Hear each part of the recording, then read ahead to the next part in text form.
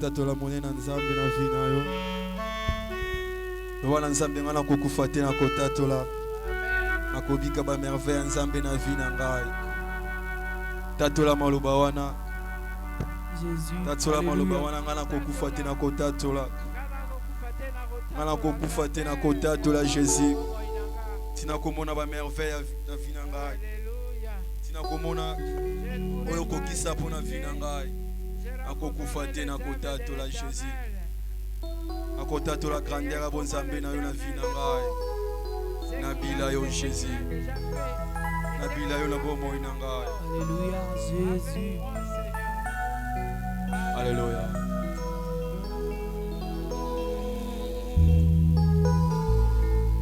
Nabila yo Yesu na ngai.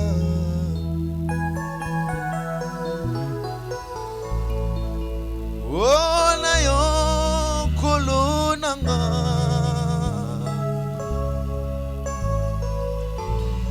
yamba katilinanga wolonanga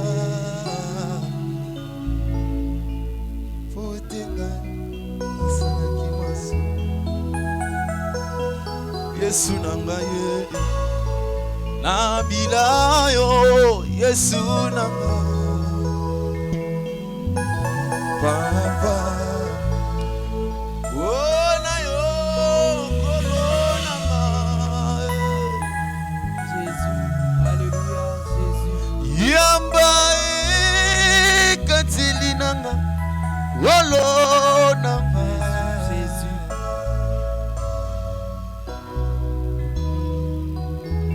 Na yango nabila nabila na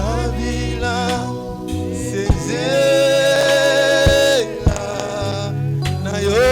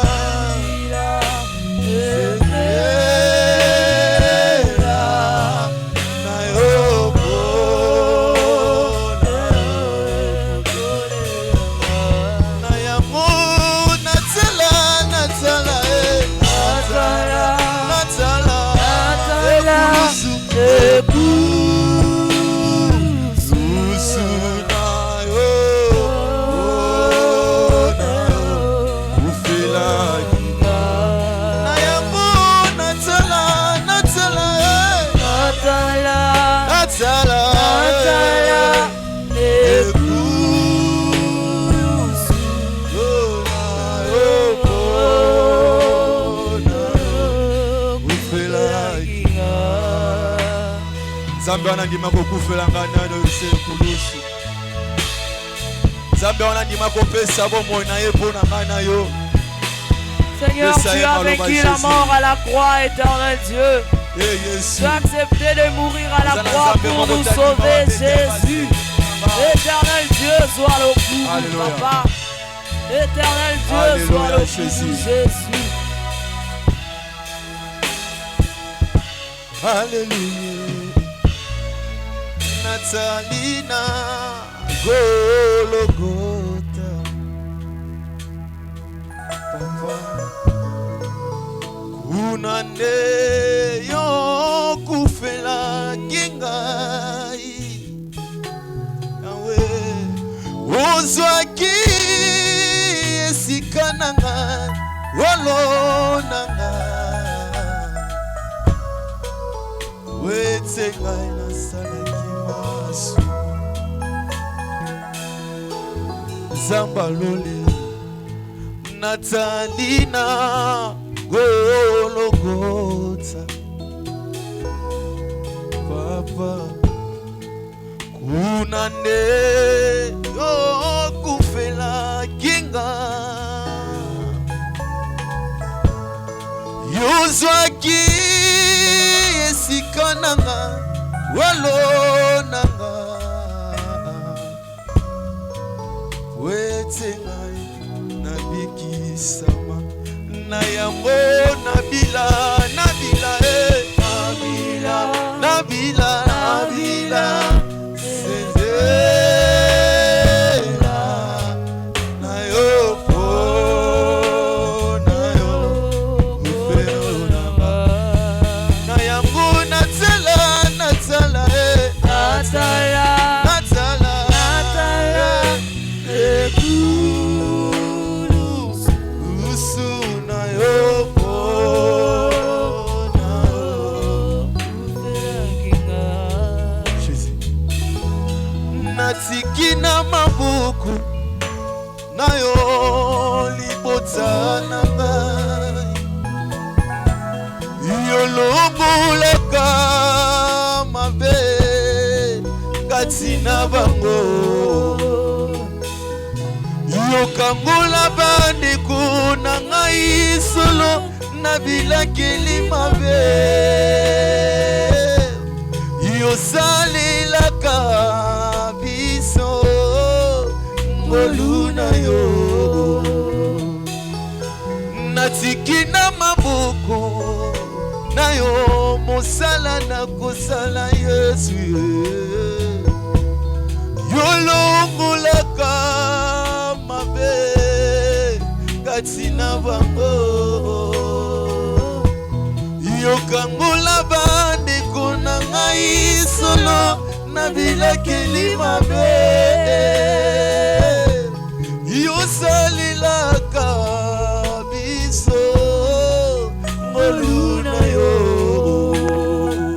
Yema Yesu, Yesu,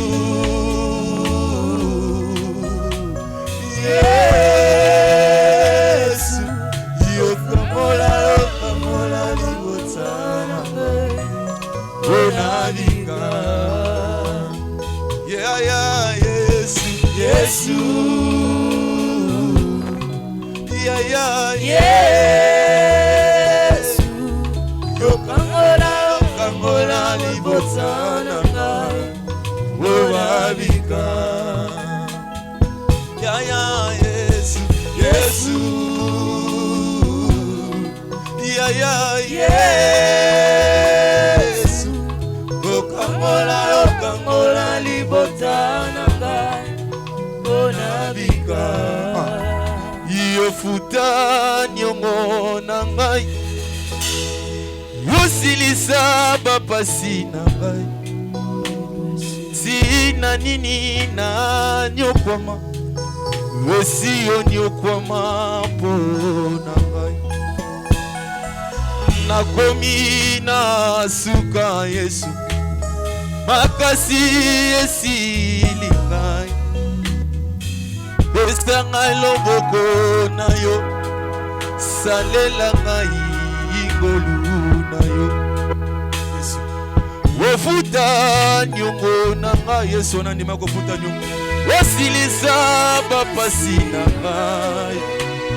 Sina nini na nyokwama. Yesu esio nyokwama po na ngai. Nakomi na suka Yesu. makasi esilika Yawe esanga loboko na yo salela ngai ngolu na yo tala bakoseka ngai balobi otiki ngai ngai nazali ya yo lisungi na ngai ekouta na yo kotika ngai te kotika ngai te kotika ngai te kotika ngai te kotika Yesu na ngai kotika ngai te kotika ngai te nawe kotika ngai te kotika ngai te kotika ngai te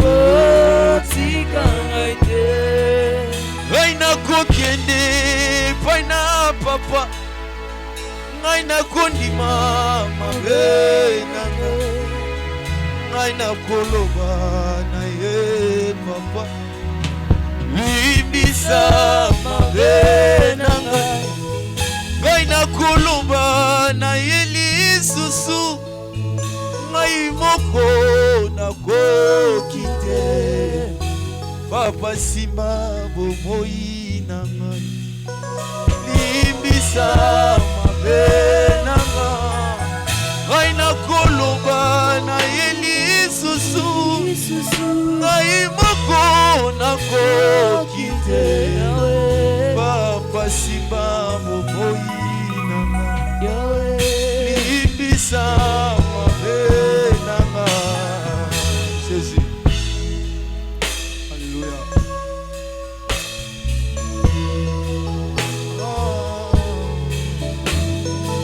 Nakokanisa yo na ngai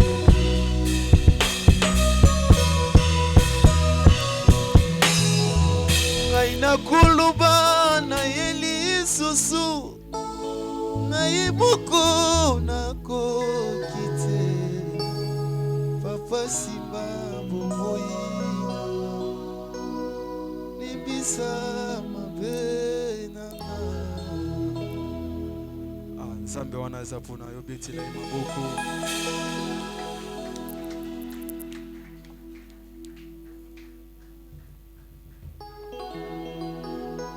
toza kotema s'il vous plaît.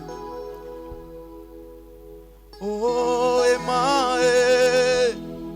fongolela ngalola oh ema itisela ngakebo oh ema masolela ngalola oh ema itisela ngakebo na yoki posa komata ya komata na lola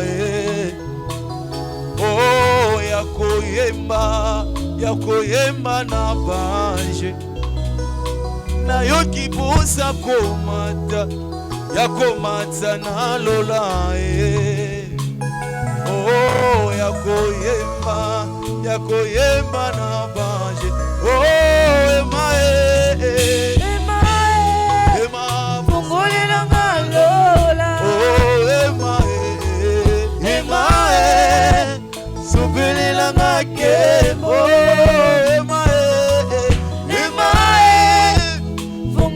ngalola oh ema sopelela ngakebo na ekiposa komata yakomata na lola oh yakoyemba na bose na yokiposa komata yakomata na lola yakoyemba na bose ema fongolela ngalola kofungwama ema sopelela makembo ema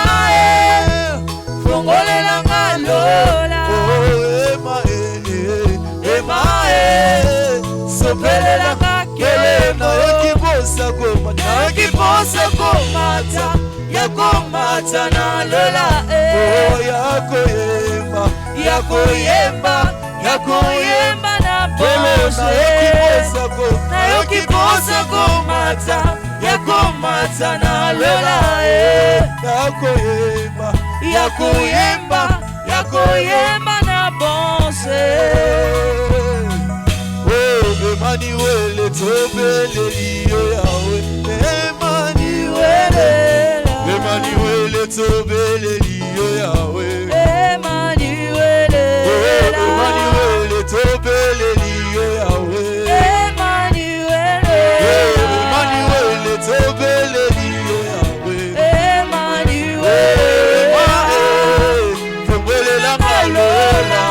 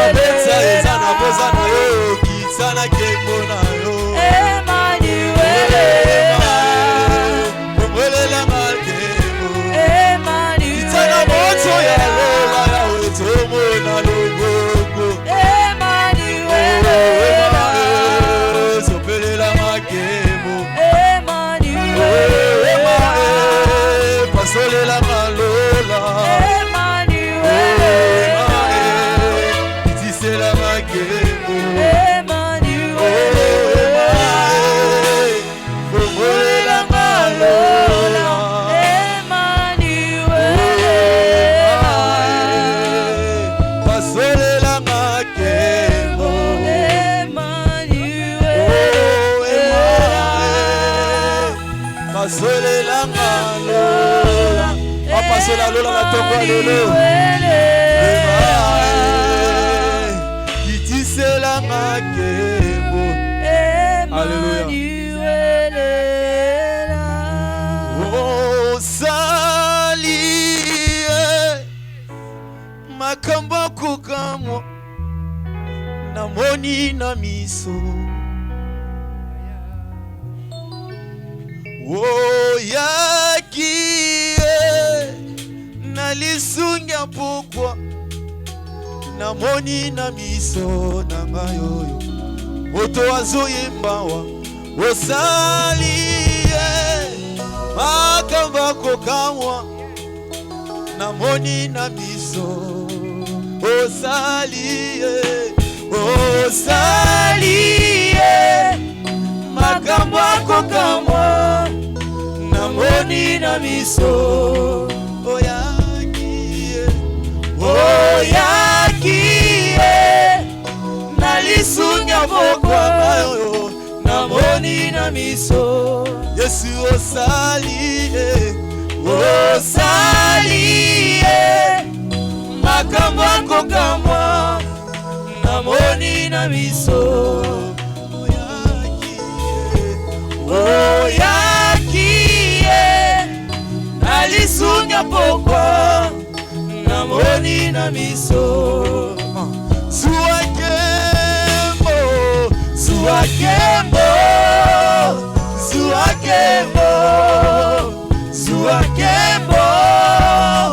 suakembo nagogokanisona nani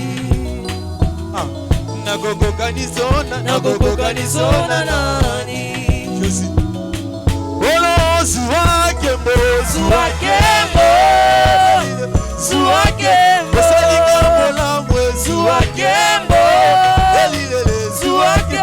sambe yako kamwa suakembo sama makambo ya minene suakembo sambe wasalina molawe suakembo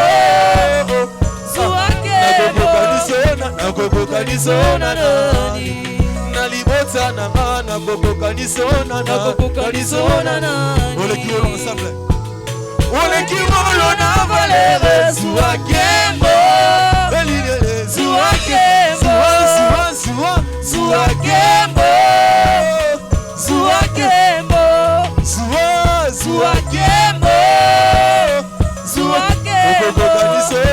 kokoka nisona na libota na ngana kokoka nisona na etonga na ngana kokoka nisona na oleki nyonso na valere suakembo suakembo suakembo suakembo suakembo suakembo kokoka nisona nani bisawa kokoka nisona nani na libota na ngana kokoka nisona nani na etonga na ngana kokoka nisona nani biso kokoka nisona nani biso kokoka nisona nani oleki wolo ensemble oleki wolo na valere suakembo suakembo suakembo suakembo suakembo suakembo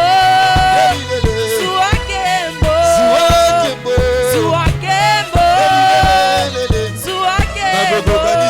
nakokoka nisona nani iswawa tokokoka nisona nani na libota na ngana kokoka nisona nani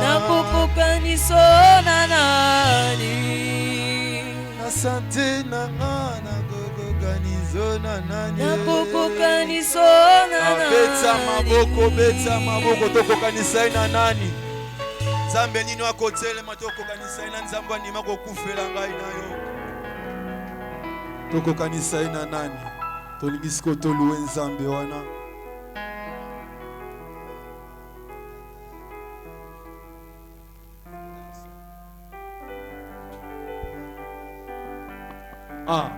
beta maboko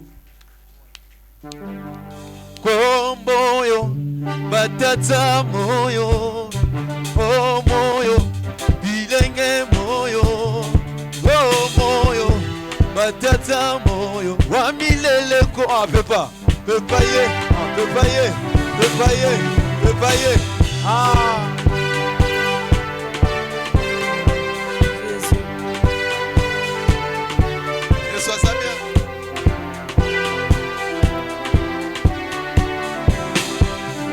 moyo batata moyo moyo bilenge moyo moyo batata moyo bamileleko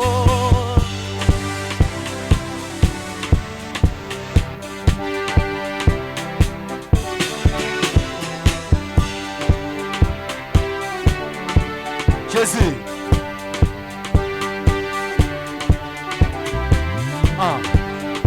moyo batata moyo moyo bamama moyo moyo bilenge moyo bamileleko okokota lola te mpona kolata okokota lola te mpona kitoko okokota lola te mpona kolata semitema tobongisa yango Yesu Masiya azuwa esika moyo moyo atata moyo moyo mama moyo moyo bilenge moyo bamileleko oyembi moyo moyo atata moyo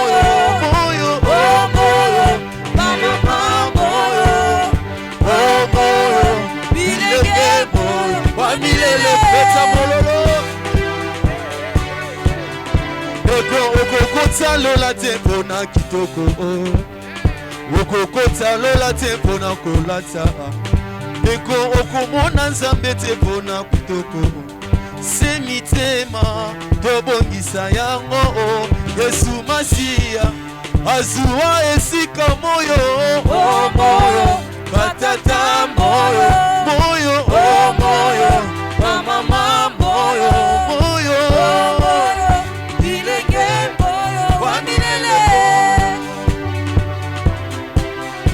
Ozambe ozali Zambe atango nyonso ozali Zambe atango nyonso Ozambe ozali Zambe yatango nyonso Zambe ozali Zambe atango nyonso Yesu babala kate bazwa mabala ozamonene Zambe ozali Zambe atango nyonso Yesu babota kate opesa mabota ozamonene Zambe ozali Zambe atango nyonso Zambe ozali Zambe atango Zambe ozali Zambe atango nyonso Ozambe na ngai ozali Zambe ozamonene Zambe ozali Zambe atango nyonso Obabota kate opesa mabota ozamonene Zambe ozali Zambe atango nyonso Ozambe ozali Zambe atango nyonso Zambe ozali Zambe atango nyonso Oma yangine na kara kuna Oma yangine na kara kuna Oma yange Oma yange Oma yange Oma yangine na kara kuna Oma yange Oma yange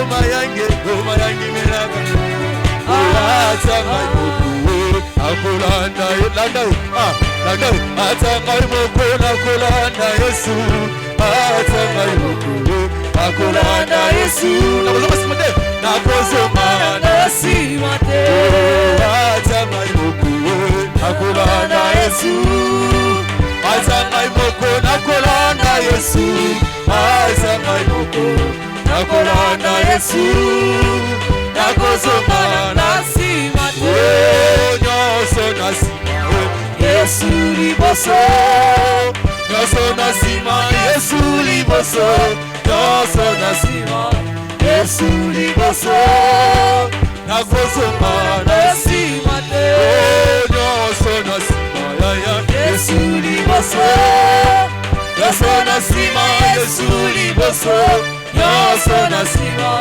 Yesu liboso nakozonga na ngasimate namonaki likambo ya kokamwa namonaki na emoniselo bato batelemi baza kosambisama mpona buku oyo ya mama nakokende nakokende nano kokutana na masi emobiki olokola nani mokomeli akendeki nakokendelanga na lola nakokende na lola olotokutana na masi emobikisi olokola nani mokomeli akendeki nakokendelanga na lola kolozambe na nguya kolozambe toyembeli yo lelo kolozambe lokumu ezonga na yo Zambe malamu Zambe malamu Zambe malamu Alpha Omega ngai na yembeli mokonzi kolo na ngai Alleluia Alleluia kembo kembo Osana na yawe kembo ngai na kumisi mokonzi kolo na ngai Alleluia Alleluia kembo kembo Osana na yawe kembo Alleluia Alleluia Alleluia na papa Alleluia Alleluia Alleluia na papa Alleluia Alleluia Alleluia na mokonzi Alleluia Alleluia Alleluia na papa Alleluia Alleluia Alleluia na mokonzi Alleluia Alleluia Alleluia na papa Alleluia Alleluia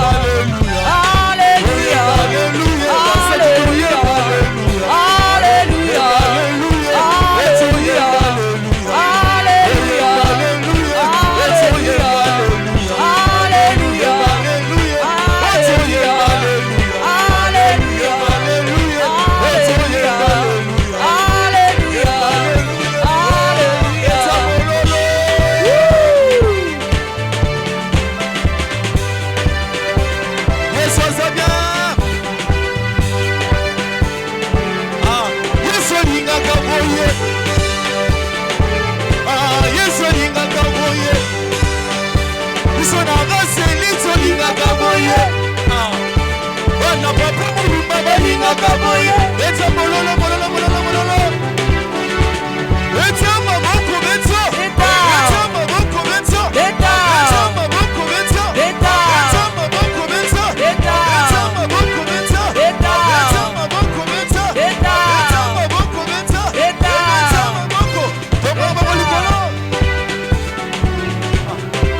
Allez biso de tombo linyoka motako yo na maboko. Oh tika yeso atombama.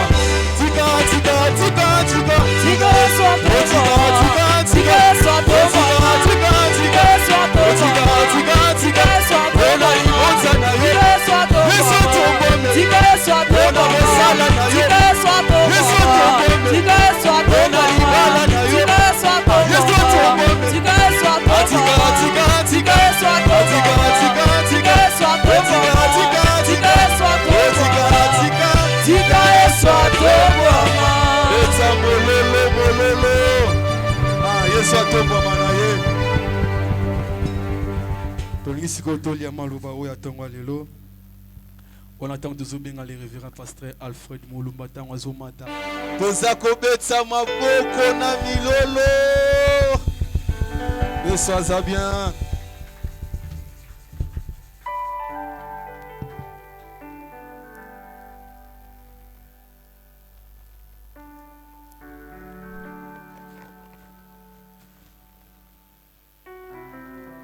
Alléluia.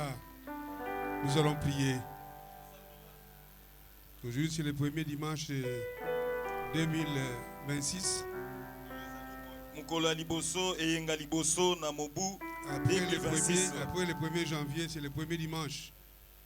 Oezali 1er janvier oezalaka ya premier dimanche. Prions le Seigneur. Tobondeli nzambe. Dieu notre Père, créateur de ciel et la terre, nous te bénissons et te rendons des actions de grâce pour ton amour infiniment grand envers nous, ton peuple.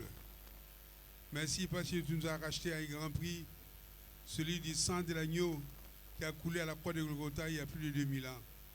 Tu as fait de nous un royaume de sacrificateurs irascélus pour toi, ô Seigneur. Merci pour cela. Merci pour le salut, la délivrance. Merci pour la restauration de nos vies. Et merci pour l'élection. Tu nous as élus, Seigneur Dieu, avant la fondation du monde. Et tu nous as sanctifiés, ô Seigneur. Tu nous as mis à part pour toi, ô Seigneur. C'est pourquoi nous voulons te dire merci. Merci pour tes bienfaits innombrables envers nous. Merci pour la santé. Et merci pour cette année 2026 qui commence. Que tu nous as donné pour opérer encore de hauts faits dans nos vies. Bénis ces moments, bénis la parole que nous allons écouter ce matin. Bénis tout un chacun de nous. Donne-lui les bonnes conditions d'écoute de ta parole pour qu'il saisisse ta pensée au Seigneur. Conduis les pas de nos frères qui sont encore en cours de route. Seigneur, que tu les assistes pour qu'eux aussi, comme nous, puissent bénéficier de ta grâce. Sois exalté, toi qui règnes à jamais, au nom de Jésus. Amen. Amen. Amen, amen, amen. Amen. Acclamons très fort le roi des rois. Tobeteli kolo maboko makasi. Shalom, shalom, shalom. Shalom, shalom. Est-ce qu'il y a la joie? Esengo ezali. Bonne année, bonne année. Bonne année, bonne année. Soyez bénis. Oui, nous disions c'est le premier dimanche de l'année 2026. Tolobi ezali eyenga liboso ya mobu 2026. Nous avions introduit notre texte, notre thème de l'année, le premier, lors de la veillée. Bongo mutu ya matin na biso ya mbula mobimba. Tobandaki yango tant tozaki na veillée na biso ya le 31 na butu. Le thème est là. La Mutu ya matin na biso sanctification ezali élève. ko bulisama. Mutu a bulisami etombolaka ye. Qui avait assisté? Nani azalaki na veillée na biso. Alléluia. Amen. La sanctification élève. Tombolaka. Là, c'est le thème de cette année. Wana nde ezali mutu ya matin na biso oyo tokolobela mbula Bien aimé, il mobimba. faut savoir que chaque année, Dieu nous donne une pensée. balingami esengeli toyebaki mbula na mbula nzambe apesaka biso likanisi moko ya kotambola yango na mbula. Il nous donne un thème. azali kopesa biso mutu ya mateya moko oyo tokotambola yango na mbula. Nous ne prêchons pas vague et vague. biso toteyaka te kaka na loelengi na mobulu bongo. Et selon le thème que Dieu nous donne, Il a joué aussi selon les thèmes. Bongo kolandisama mutu ya mate ya nzambe apesa biso na mbula mobimba ye asalaka mpe kolandisama na mate ya oyo apesi biso mbula mobimba. Qui croit cela? Nana ndimeli yango. Ok, gloire au Seigneur. Kimbo na yawe. L'année passée, il y a beaucoup de vies qui étaient restaurées. Hein? Na mbula eleki bomo ya batu mingi bongo anaki. Il y a les gens qui ont commencé le travail. Izana bato babandaki misala. Il y a les gens qui ont voyagé. Izana bato basalaki mobembo. Il y a les gens qui se sont mariés. Izana bato babalaki. Il y a les gens qui ont terminé les études. Bato pe basilisaki ba etelo na bango bazalaki. Il y a de bonnes choses que Dieu a fait dans cette assemblée. Ezali na makambo ya malamu oyo nzamba salaki na lisanga na biso. Et pour cela nous lui disons merci. Pona nyonso wana topesi nzambe na biso matondi to C'est un merveilleux Seigneur. Azali bikamwa. Il nous aime beaucoup. Alingi biso mingi. Et il prend soin de nous. Pe ayebaka kozwa soin na biso nzambe na biso. Alléluia. Amen. Le thème de cette année, la sanctification élève, se trouve dans le livre de Daniel 1. Mutuya mateya na biso ya mbula mobimba oyo ezali kobulisama etombolaka ezali na mukanda ya Daniel. Verset 1 et puis la suite 17 à 20. Na nzela ya kotanga liboso pe toyebi kokita na se. Nous avons expliqué comment Daniel, avec ses 3 amis, ils étaient dans un pays étranger. To lobaki ndeni Daniel ye na baninga na ye bazaki na mboka ya bapaya. Un pays de magiciens, un pays de satrapes, un pays de païens. Mboka oyo ya ba magicien, mboka oyo ya batu ya misala ya molili. Et encore à la cour royale. Koleka azalaki kuna na ndako ya mokonzi. Ils se sont distingués. Mais atake bango bazalaki kuna bazalaki pato penza ba chaki vraiment distinction kati na bomo ina bango. Ils se sont distingués parce qu'ils étaient mis à part par Dieu. Pona nini ba chaki bokesi na bomo ina bango po ete nzambe achaki bango pembeni pona ye. Et puis ils avaient adopté un comportement des gens qui sont mis à part, des sanctifiés, les élus de Dieu. Ba yebaki ko lakisa bizaleli ya bato yo penza ba chami pembeni pa ya nzambe. Ils ne se comportaient pas n'importe comment. Bazalaki na bizalilité lokola batu mususu kuna na Babylone. Alléluia. Amen. Ils se comportaient comme étant les élus de Dieu dans un pays étranger qui était un pays de féticheurs, de magiciens et consorts. Bango balakisaki bizaleli lokola bato baponami epai na nzambe na mboka oyo ezalaki ya bato misala soloka misala bato misala ya molili. Et Dieu a montré sa fidélité. Nzambe na nzela na bango alakisi ki azali nzambe ya bosembo. Il était avec eux, il a démontré sa puissance, sa présence et sa grâce. Azalaki longo la bango nzambe alakisi na nzela na bango nguya na ye bikamwa na ye ngolu na ye likolo na bango. Jusqu'à ce que le roi Nabuchodonosor a cru, il a dit réellement le Dieu de Daniel c'est un Dieu réel, un Dieu véritable. Il est le Seigneur des Seigneurs, le Dieu qui a créé les cieux et la terre. Bongo kuna tino kumu oyo ya mupagano a ndimi pe asimbe na motema na ye alobi nzambe ya ba Daniel azali nzambe ya nguya wa sala lola pe na Dieu qui révèle les choses cachées. Nzambe o alakisaka makambo ebombana. Il va dans la profondeur des choses. Nzambe wa kindaka penza na mozindo ya makambo. Il révèle les secrets des cœurs. Ye oyo alabimisaka alakisaka sekele oyo ebombani na motema. Il révèle ce qui va arriver plusieurs années après. O alakisaka makambo ekoya bambula ebele koleka. Il connaît la fin d'une chose à son début. Ya yebi suka ya likambo tango yango ebandi. Il s'appelle Jésus. Jésus. Jésus. Alléluia. Gloire à Jésus.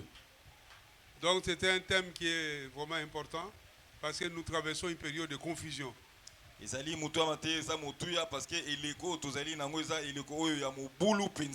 à Babylone, ils étaient dans la confusion parce que Babylone signifie confusion.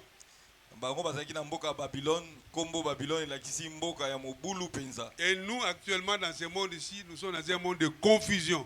Nous sommes à la croisée des chemins, bien-aimés. Nous devons faire le choix entre la voie du Seigneur, la voie du salut et abandonner le monde.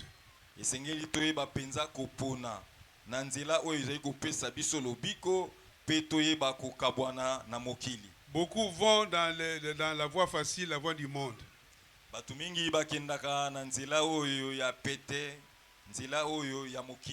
Ils croient que Dieu ne sauve pas, Dieu ne délivre pas, Dieu ne bénit pas.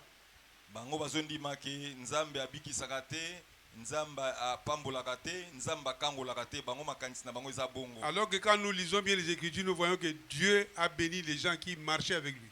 Les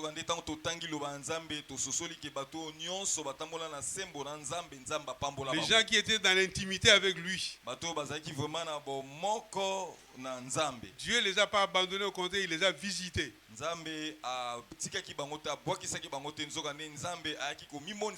ce Dieu-là est le même, hier, aujourd'hui, éternellement. Au milieu de la confusion actuelle dans le monde,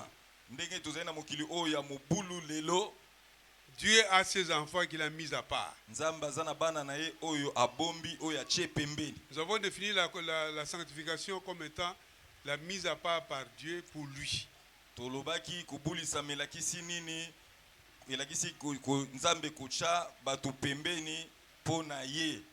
Et nous avons dit la sanctification a trois formes.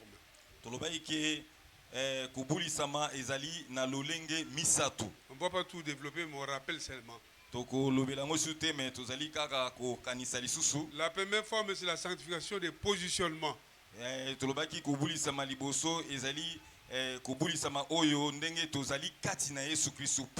par ton salut en Jésus-Christ, Dieu te purifie, Dieu te met à part pour lui.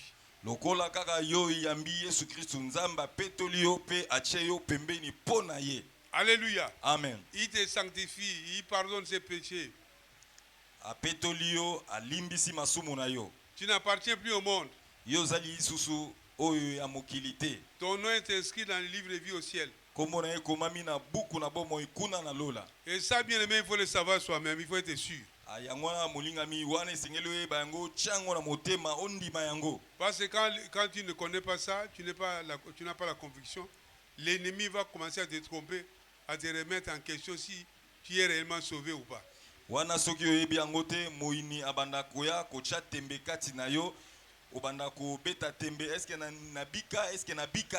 tu es sûr que tu es enfant de Dieu, né de nouveau, né d'en haut.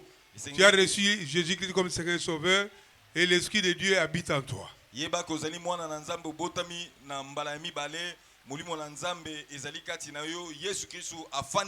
Cette position est très importante. Alléluia. Amen. Nous avions parlé aussi de la sanctification progressive.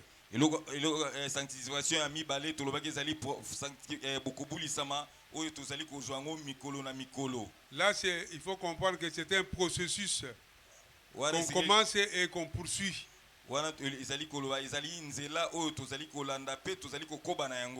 Le Saint-Esprit t'assiste en tant que croyant, mais il demande aussi un effort de ta part.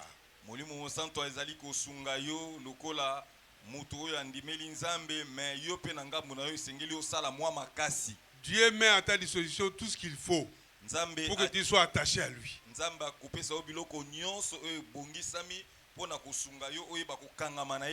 Alléluia. Amen. Dieu met à notre disposition tout ce qu'il faut pour que nous soyons attachés à lui.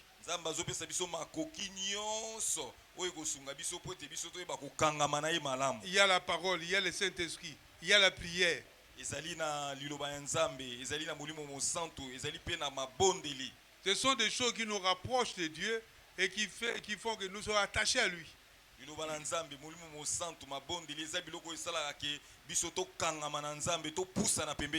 Et que le monde ne puisse pas nous saisir.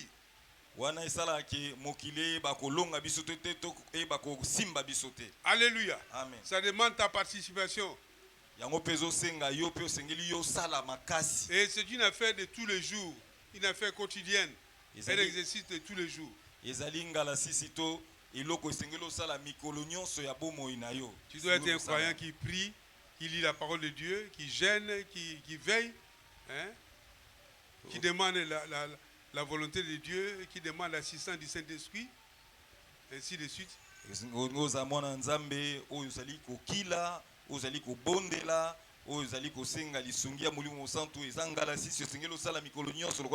Bien aimé, nous avons souligné que là où tu n'as pas la force, le Saint-Esprit donnera la force. Là où tu n'as pas les moyens, laissez Jésus donner des moyens, c'est possible. Parce qu'il y a des gens dans la Bible qui se sont comportés comme étant les élus de Dieu, les Saint-Esprit les a aidés. Et ces gens-là n'avaient pas deux têtes, hein. Ils étaient de même nature que nous.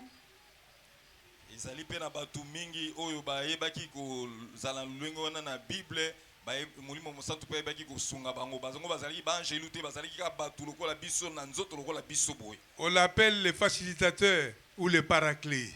Ils viennent nous faciliter. C'est question de développer ta relation et ton intimité avec le Saint-Esprit.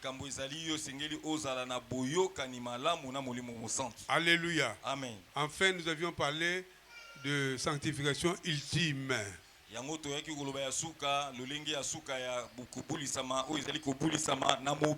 la sanctification qui va nous enlever au ciel.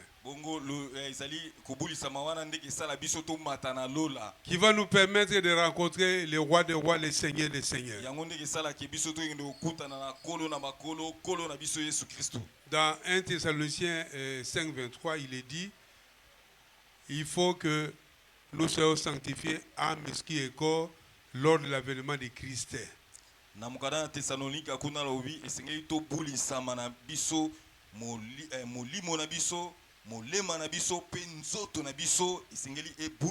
Ce sont les saints qui seront enlevés. Et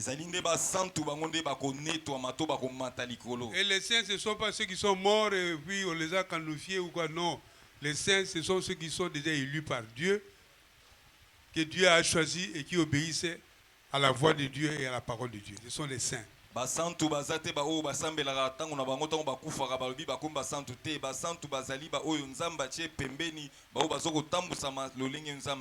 Donc, bien aimé, la sanctification, c'est un processus. Et ça permet à Dieu de nous élever parce que là, nous sommes d'accord avec lui. Et si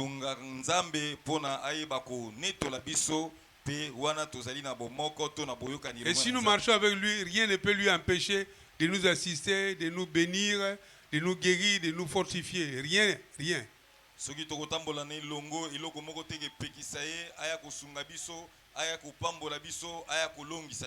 Alléluia. Amen. Nous avions parlé des cas de Daniel. On ne va pas trop y revenir parce que sinon on risque de revenir sur tous les messages. Alors. Là, ça ne va pas. Alléluia. Amen. Le mois de janvier, au fait, nous expliquons les thèmes en profondeur pour que nous prenions connaissance de la pensée de Dieu pour l'année. Na sanza ya janvier, sanza ya yambo, to limbolaka mutu ya mate ya utopesi na mbula mobimba po ete tozala na tozwa makanisi nini o nzamba ni kopesa biso.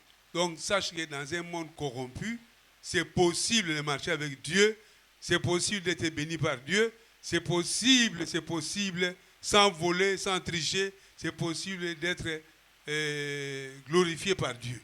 Alléluia. Dieu glorifie ses enfants. Yebake na mokili o ya masumu ezali okoki pe kolonga oksali masumu te okeli boso. Alléluia. Amen. Aujourd'hui nous allons voir le cas de Joseph. Lilo tokomona likambu ya Joseph. C'est un homme qui a marché avec Dieu. Azali muto atambola ki longo na Nzambe. Et puis on va relever un sous-thème très important au travers ça. Tokoyeba kozwa na mose ya mutu oyo ya mate ya kitoko.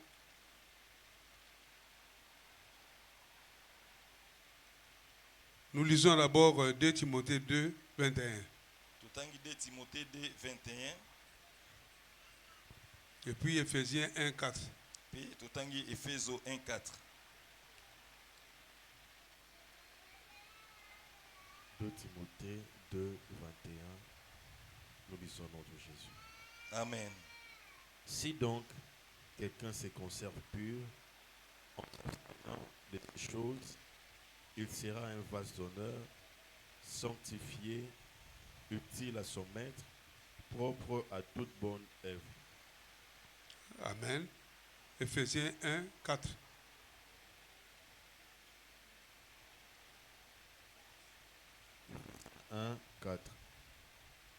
En lui, Dieu nous a prévenu avant la fondation du monde, pour que nous soyons saints et irrépréhensibles devant lui. Alléluia. Amen.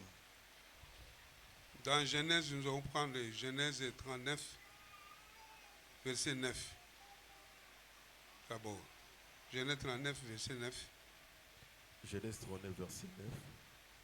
Il n'est pas plus grand que moi dans cette maison, et il ne m'a rien interdit excepté toi. Parce que tu es sa femme, comment ferais-je un aussi grand mal et pécherais-je contre Dieu? Nous acclamons la parole de Dieu.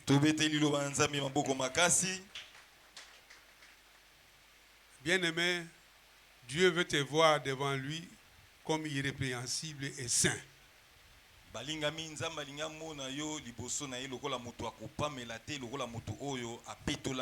Et ça signifie qu'il ne faut pas te voir tout le temps comme pécheur, comme impudique, comme tu ne sais pas comment. Les anciens péchés là, ça revient à l'esprit et tu te vois ça. Il faut arrêter ça. Il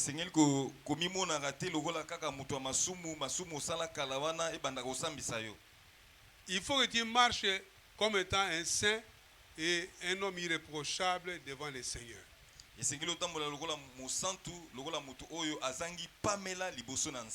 a rendu cela par la justice qu'il a manifestée au travers de Jésus-Christ. Ce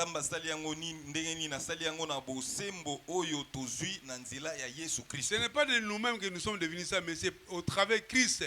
Alléluia. Amen. Et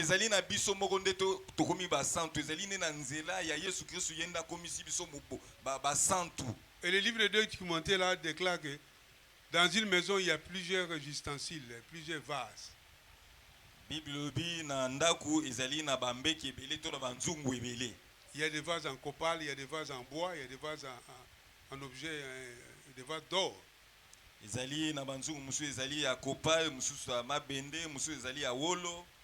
Dans une maison, on voit certaines assiettes qu'on utilise à des circonstances fortes telles que la bonne année, ou quand on reçoit une autorité, ou on reçoit son frère qui est important, hein, les verres ou les assiettes.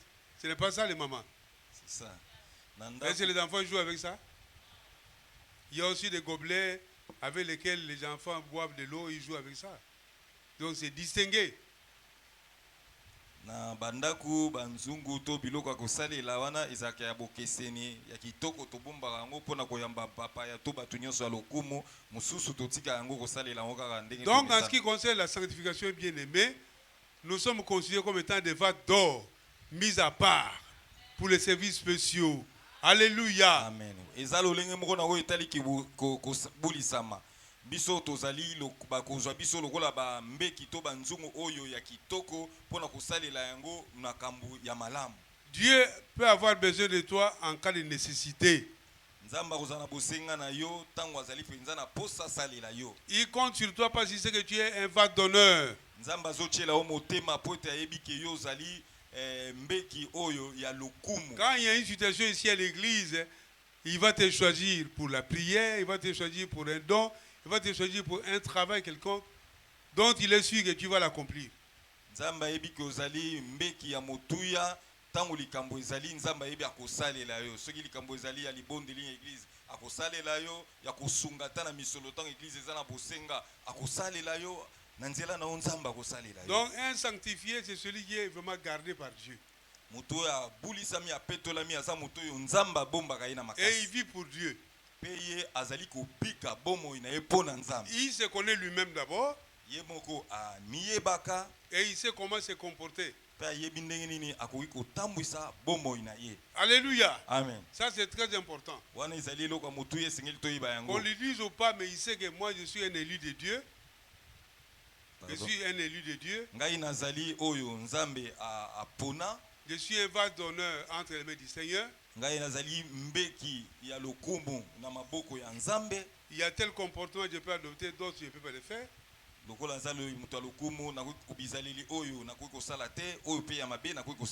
Alléluia. Amen. Une fois en 93, bon, c'est vieux, hein? Nous étions à Coef 5 à Bordeaux. C'était une grande conférence là, qui avait réuni les pays francophones. Hein? Alors, Il y avait une sœur là qui travaillait à la réception. Elle s'appelait Mireille. Curieusement, j'ai retenu son nom. Alors, elle était là à la réception.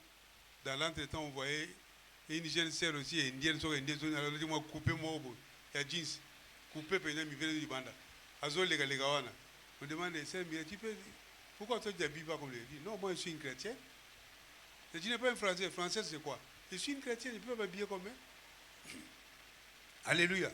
Mise à part, française, elle a dit une jupe longue. Gola ndeko oyo aiba ikazali mwana nzambe sero ya mundele oyo abane golata jupe na ya mulai na kimia. Et quand on a commencé la prière dans la salle, on a été coupé à sauter kia. A bambani. Ben au tika bisona parce que c'était les Aïrois qui étaient chargés de la prière, ben les Congolais, parce que les Aïrois à l'époque, ben prier à Camille, ben et il fallait prier avec les yeux ouverts, hein, parce qu'on ne savait jamais. Hein. Alléluia. Amen. Donc, il y a les mises à part, les sanctifiés. Elle a dit, moi, je ne peux pas me composer, m'habiller comme elle. Je suis une chrétienne. Babulisama bazabatu batambusaka bomoi na bango ndenge mususu baye koki ozana bizali lokola batu ya mokilité pote bango bapodama ipa ya nzambe. Être mise à part pour Dieu. Kochama pembeni pona nzambe. Alors, le cas de Joseph, bien aimé. Likambotali Joseph balingami. Joseph était un des enfants de son père, un enfant de Jacob. Joseph azaki mwana moko ya Jacob. Il avait une destinée qui était différente de la destinée de ses frères. Il était appelé à devenir un grand homme. Un libérateur de son peuple, un libérateur de sa famille, un libérateur de l'Égypte.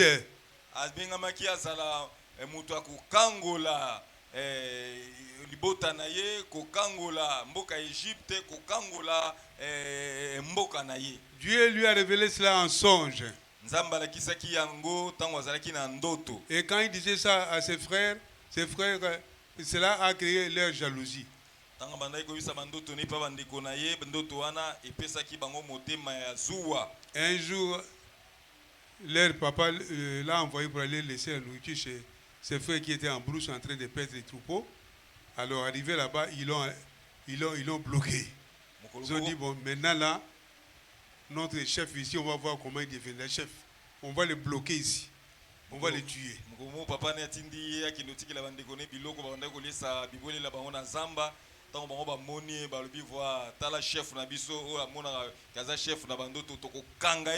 Arrivé là-bas, ils ont saisi leurs frères.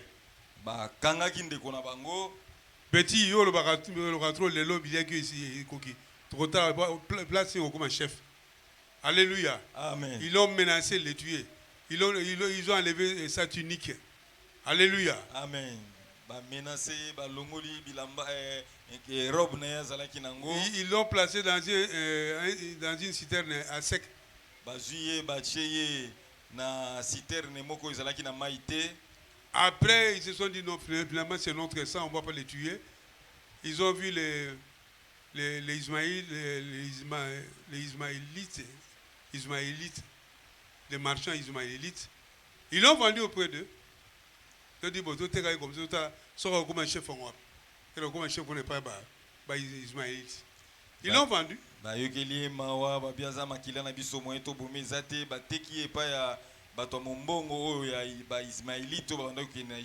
Oubliant que Dieu était avec Joseph même dans cette situation-là.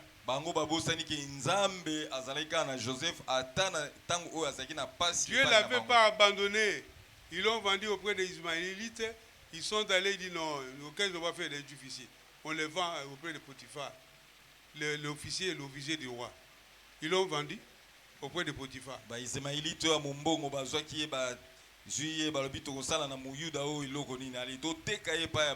Ne sachant pas qu'ils étaient en train de l'envoyer comment on dit, sur la voie du Seigneur, sur le parcours de Dieu. Ne sachant même pas.